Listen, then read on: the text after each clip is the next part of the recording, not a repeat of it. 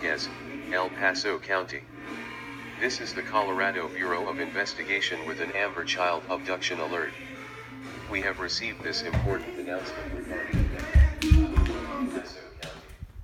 The El Paso County Sheriff's Office is searching for 2-year-old named Dominguez. Name was last seen in the 1300 block of Forest Road about 615 this evening. Name Dominguez is described as a Hispanic male with black hair and brown eyes. He was wearing a green sweatshirt and gray sweatpants and no shoes at the time of his disappearance. Investigators believe Name Dominguez was seen being carried to a white van by an older dark-skinned male. 3 other people were seen with the older male. The van is described as a large white panel van with no windows in the back. Last seen 1300 block of Forest Road. If you have any information regarding this abduction, immediately call 911.